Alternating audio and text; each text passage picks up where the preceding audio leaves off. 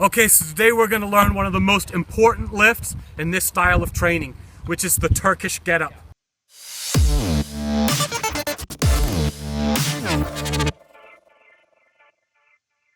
This is not one of the three primary kettlebell lifts: the swing, the clean and press, and the snatch. And in fact, the Turkish get-up can be performed with dumbbells and barbells also. In fact, traditionally, it was performed more with barbells than anything. Today we're going to do them with kettlebells, and you can feel free to do them with a kettlebell. That's just fine.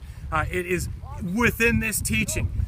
What the Turkish get-up is going to do is provide for you the mental focus, also the range of motion and the stability in your joints to perform the three primary lifts to your maximum potential. So I can't stress this enough. I can't explain enough how flexibility is the most important thing when it comes to heavy snatching, clean and press, or kettlebell swings. It's all about flexibility. And that's what the Turkish get-up is going to teach you. It's going to teach you flexibility through your nervous system. And it's also going to create a lot of stability. So when you're holding onto that weight up above your head, it's not wobbling around. This is one of the most important lifts. And if you're struggling in any of the three primaries, come back here. If you feel like your shoulders are getting tight, come back to that Turkish get-up. If you can't get the bell overhead in that loaded lat position at the top of the snatch or the clean and press, train your Turkish get-ups. This is the most important lift you'll ever do as far as that's concerned, okay? Take your time to learn this. You can see I'm very methodical in the way I teach this. It's a step-by-step thing. It is not to be rushed.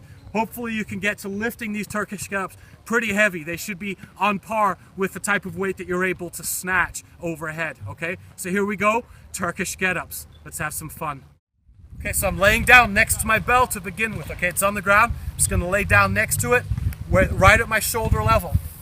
I'm gonna bend that leg and plant that foot. I'm gonna roll onto my side and grab it with both hands. This is a very manageable weight for me, but you'll notice that I treat it like it's heavy. So no matter what weight Turkish get-up you're doing, pretend it's a heavy piece of equipment, okay? So you'll see that I'm gonna treat this thing just like it's my big 106-pound kettlebell. I'm gonna roll it, punch it with both arms there. Now I'm going to sink that shoulder down my back. Keep the arm straight, locked out at the elbow, fist straight up, but sink the shoulder back. You shouldn't have to be reaching here, okay? From here, we're just going to let the bell drop just a tiny little bit in this direction, okay? What a lot of people do, they have difficulty in the first phase because they don't let the bell move where they're planning on going. So what it should look like is that. On the way back down, there. You can see where the flexibility comes in. I'm using the flexibility in my back to go one vertebrae at a time. Dipping the bell up to the elbow and all the way up to where your back is flat and that weight is neutral. You might feel a little tension in that hamstring here on my left leg. Make sure your left hand or that free hand isn't shrugging, okay? And bring it back down. So what happens is if you forget to dip the bell this way, as you come up, you'll feel this. Yeah! And there's no way you're gonna make it. Okay, so that's phase one of the Turkish get-up. Let me just switch hands and show you that on the other side here, just so you can see what it looks like. Two hands, I'm gonna halo that bell around to the other side, roll over the other side, both hands on that bell, punch it up, pack the shoulder down, plant the foot, plant the hand. It's just going to fall just a little bit in this direction as I move and follow it up. Okay, and now come back down one vertebrae at a time. Try to get the lower back to really touch down. You see that? My flexibility in my back allows me to keep this weight feeling a lot lighter. If I come up with one stiff unit from my hip to my shoulder, it's much harder because the leverage is all against me. So the more flexibility in your spine, the easier that will be. You'll see it's very controlled on the way down. I'm not just falling down, I'm really controlling that weight back to the ground, okay? there's your phase 1 of your Turkish get up. You ready for phase 2? Let's get started. Okay, so here I am at the top of phase 1 in my Turkish get up. And what you'll notice here is my left shoulder, it's not shrugging. It's very common to end up here. I see people doing this all the time. Okay, push that hand down into the ground and make sure that shoulder isn't shrugging. And that foot, that heel here is planted flat. And what you're going to do is a hip bridge. You're going to pick your pelvis up through that planted foot and the planted hand. Here we go. Okay, bring it back down. And up.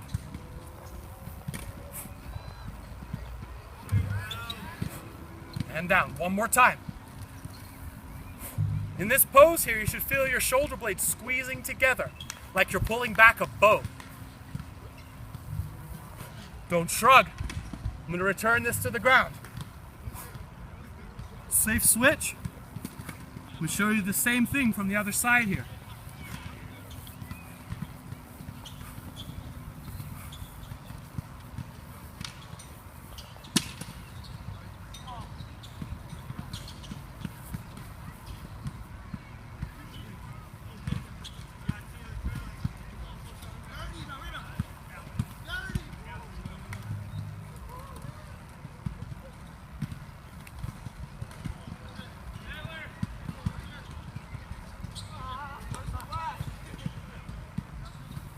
Back down to the ground. Okay, you see that? There's your hip bridge. There's phase 2 of the Turkish get up. You ready for phase 3? Okay, so before we get into phase 3 of the Turkish get up, I just want to take a moment to address one thing. And that's the proximity between your hand and your foot. So this hand back here that's planted on the ground and this foot, the distance between those two is very important. So as you come up into that hip bridge that you just learned, the distance between this hand and this foot becomes very important. And the reason for that is if you end up too bunched up, coming here into the next phase of that Turkish get up, it's going to be very hard for you to try and keep your balance and get that leg in a very short area. Okay, that's what this next phase is going to look like. If you're too spread out between this point and this point, then what happens is when you come up, you're very unstable, okay? So it's going to be a matter of repetition and kind of feeling what's right for you. But just some guidelines here. Keep your heel close to your booty. You don't want it all the way in. You want it close. And this hand here, you don't want it up against your hip. That would probably cause your shoulder to shrug anyway. Move it about 10 to 12 inches off to the side. But don't end up with it out here, okay? And again, you're going to find the spot that's right for you. So when you come up into that bridge, and the next motion that you're going to learn, right there, getting that foot through, it'll be free and easy, okay? So that proximity is very important. Let's get into phase 3. So here we go. I'm going to do phase 1, 2, and 3. You guys can observe.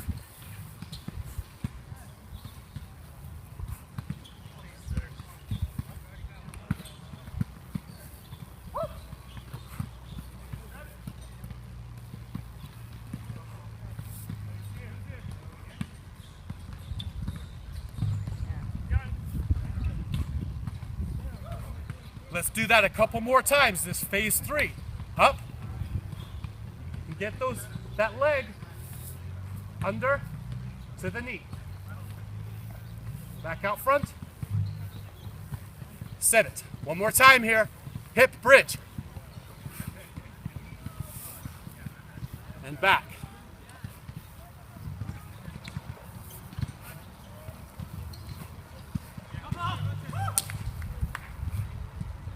Okay, you got it? 2 hands on that bell.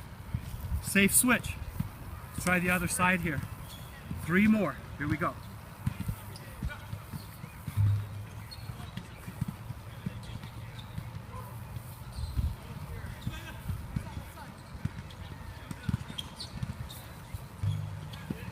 Pull back that bow right here. You should feel those shoulder blades squeezing together. That bell's got a bit of a wobble to it. Try and tame that wobble. There we go. Hip bridge. leg back. One more time here. Down, up, back.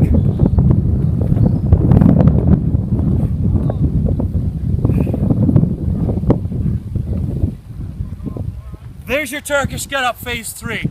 Thank you for practicing along. Let's get started for phase 4. You ready? Okay, so we're on Turkish Get Ups phase 4 of 5. Okay, this is the 4th part of 5 phases of the Turkish Get Up. I'm going to go through the first 3, and I'm going to hit the 4th phase 3 times. And I'm going to come back down, I'm going to switch hands, I'm going to do it again. You guys get to see the 4th phase 3 times, and then we'll get on to the 5th phase, okay? Turkish Get Up phase 4. Here we go.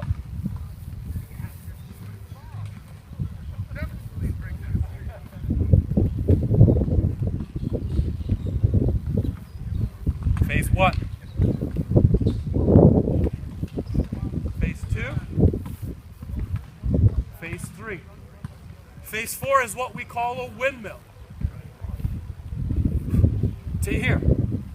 Once you've done your windmill, you can also do what we call a windshield wiper of your back foot. Looks like this. Just get you in straight line, looking forward in that lunge. On the way back down, I'm going to reverse the windshield wiper. And here's how that windmill looks. I'm not trying to find the ground with my body. I'm trying to move my hip off to the side. Ready? You see how controlled that was? Let's come up out of it. Off to the side. Keeps that bell centered and stable. One more time.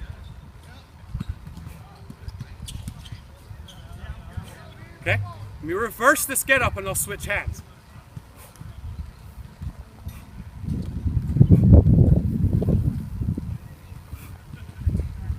Safe switch with both hands to the other side. Okay? Switching legs, 2 hands on that bell. Push. Here we go. Phase 3 and then 3 phase 4s.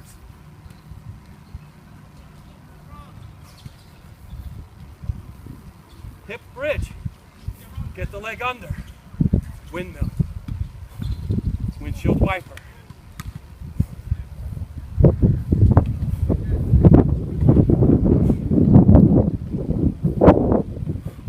You see, I'm not repeating the windshield wiper each time.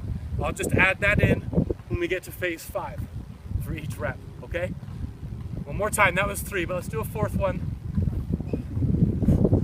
Okay? And just pushing the hip off to the side. Kick the back foot out front.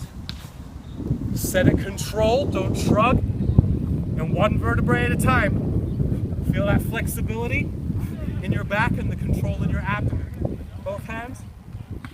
Set it. That's Turkish Get Up phase 4. Let's get started on phase 5. We're going to finish this thing off. You ready? Okay, so this is Turkish Get Up phase 5. And just like with all of the other phases, I'm going to take you through the get up step by step, and then I'm going to go through phase 5 3 times on each hand so you guys can get a visual reference of what it's supposed to look like, okay? So you guys are going to get to see the entire Turkish Get Up being performed here, and then I'm going to do that 5th phase 3 times so you guys can get a real good view of what it's supposed to look like. So here we go. Let's get started. Got that bell right next to me. I'm just going to pull it a little closer to my shoulder, closer to my body where it's lighter and safer. 2 hands on that bell, rolling all the way off to the side here. You see, I really respect the weight. It's something I could probably handle for quite a lot of repetition. I'm still treating it like a heavy weight, okay? 2 hand press. There's your beginning posture. Every time, take a second to make sure you're where you belong. And let's take it up. Phase 1. Paying attention to the path of that bell. Focus. Making sure you're not shrugging, and the proximity between your hand and your foot is where it feels right for you. Move that bell straight up in the air here as you hip bridge. Get that leg underneath. And windshield wiper. Or I'm sorry, windmill. Here's the windshield wiper of the back leg, right there. Which which takes us into the 5th phase, which is standing tall. You ready? Straight up. Long stride back with that free leg, and back down again. There's that windshield wiper. Let's do it again. Everything neutral here. That shouldn't feel too heavy in that neutral position. One more time.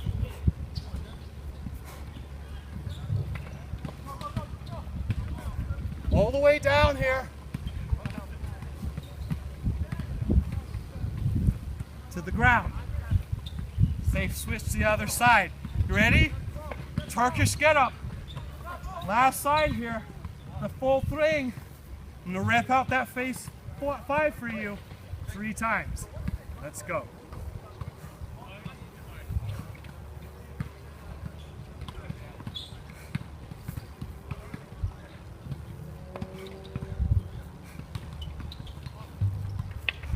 Okay, coming back down here, let's finish this thing off, okay? We're almost there.